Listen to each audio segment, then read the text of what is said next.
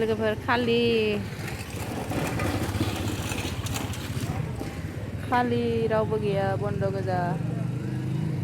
गिथावना जादों नै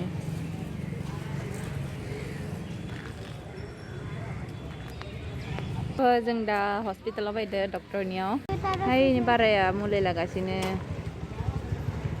लोगोफोर फैलायबाय माने माइसेना आरो फैनाय गोसो जाया बुरिया लोमजाना थाबाय थायोना लोमजाबा न'खराव माबाफोर प्रब्लेम जाबा एसे फैनो बायो आरो भिडिअ सिडिअ खालामनो बायो खायफा भाई मुवा बिनानाव मुवा कमेन्ट खालामो जे मानो भिडिअ बनायथाराखै होननानै लोमजानाया हामाखै नैलै ब्लाड टेस्ट खालामनो गोनां जालायदो और ब्लाड टेस्टबो खालामनो लाङाखै बिखौ बाहेराव लेबनि मानसिखौ न'आवनो लिहुननानै ब्लाडखौ माने न'आवनो लिहुननानै ब्लाडखौ हरबाय आरो सेम्पोलखौ थ' बिनिया मा थांनाय खेबसेयावबो हिमोग्ल'बिना खममोन एबारबो हिना हिमोग्ल'बिनानो खम जादों हिमोग्ल'बिनाबो खम एक्चुअली हिमोग्ल'बिना बेसे जानांगौ नैयाव लिरनाय दङ लोगोफोरनाय एक्चुअली हिमोग्ल'बिना बेसे जानांगौ नर्मेलि 1150 to 15 जानांगौ 1150 to 15 जानांगौ आरो हिमोग्ल'बिना तो बिनिया 9 आव फैना दङ 9 10 11 12 माने बिनिया 4 पॉइंटानो कम आरो 390 कम माने 4 पॉइंटानो हमना ला आरो उइडालबो टेस्ट खालामदोंमोन लोगोफोर उइडाला बिनिया पजिटिव ओंखारदों आरो माने टाइफॉइडा पजिटिव ओंखारदों इना बहुत टाइफॉइड थाबा टाइफॉइडा हामनो कारणे मानसिना 1 माह कम से कम नांगो 1 माहनि उनावसो हामो और डॉक्टरा बुंदों आरो लगातार 5 days नि पेरासिटामल हरदों 3 टाइम 500 mg नि पेरासिटामल मॉर्निंग आवबो इवनिंग आवबो आरो नाइट आवबो मोनथाम टाइमाव जानो कारणे हरदो एंटीबायोटिक हरदो 2 टाइम्स नि एंटीबायोटिक और पेरासिटामल का लगातार जाबासो माया हामो टाइफॉइडा तो टाइफॉइडा बहुत खतरनाक लोगोफोर और वीकनेस जाजोबो मानसि एकदम दुर्बल जायो आरो बोलो गैया जालाङो बहुत कमजोरि जालाङो दुर्बल जालाङो तो बिखौ जाहोबाय आरो गाखेर साखेर हालदि उरुनाय टाइमाव हालदि होनानै बुबासो बाय बडि जागोन ना बुबासो जे मालिश खालामबा बडि ओंखारो नुहय जिमाव जिमान डाम्बेल थिखांना जिमान मेहनत खालामो जिमान प्रेसार होगोन बडियाव मोदोम ओंखारो तो आं बुबा बे बडिफोरा गरम जागोन थैफोरा हास्रागोन ना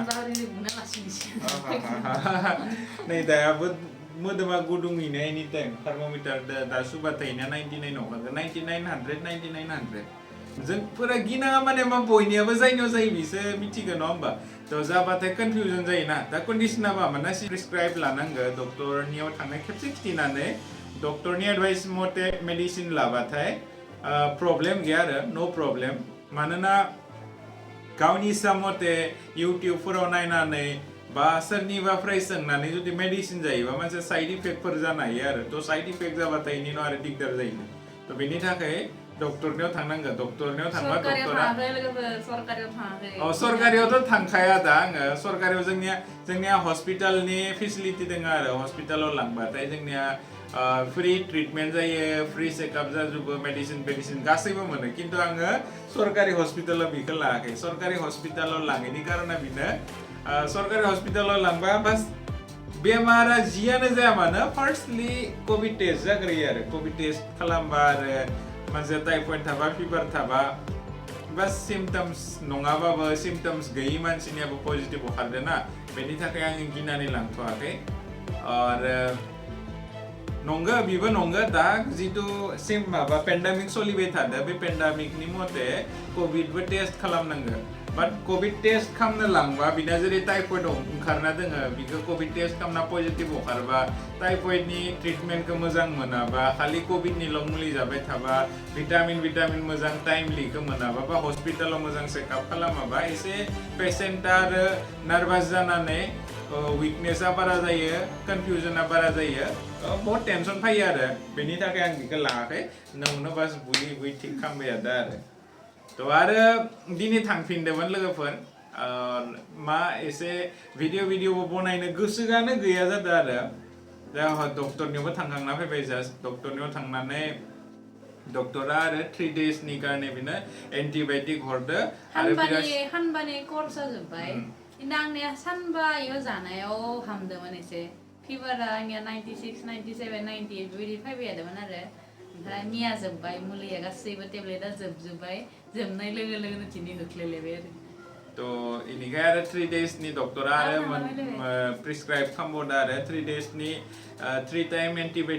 टाइम पेरासिटामल आरो 2 टाइम एन्टिबायोटिक हरदो बिनि उनाव बिनिया गुजुनायाबो एसे दङ आरो तो गुजुनाय एसे थानायनि कारणे सिराप हरदो सिम्पटम्सआ बिनिया कोविड नङा कोविडआ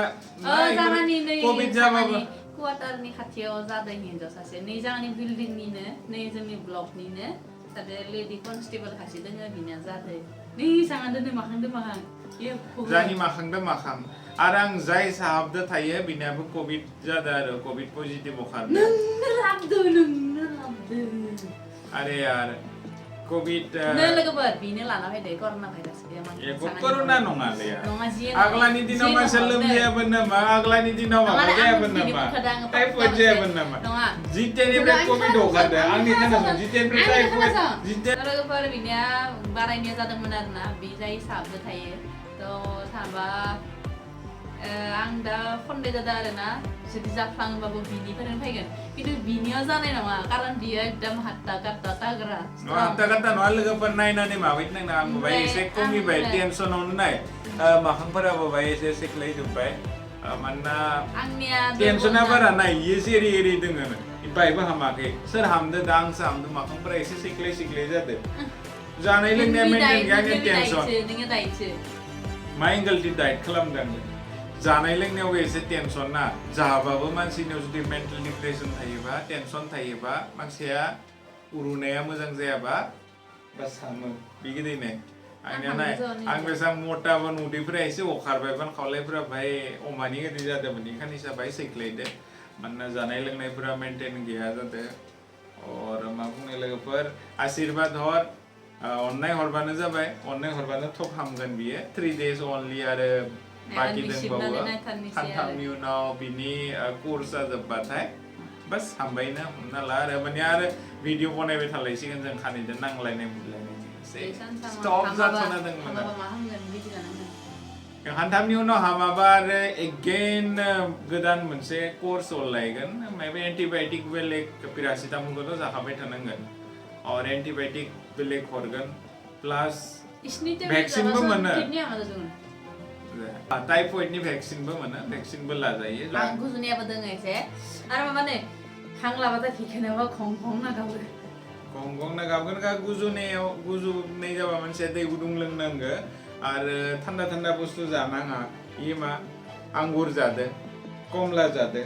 थाइजौ जादो बुट जादो जि बुस्थुखौ जाना गुजुबा बे बुस्थुखौ जाना आरो रसगुल्ला गुलाब जामुन होनना बुङो गोदै बुस्थु बेफोरखौ जानानै इनिया एसे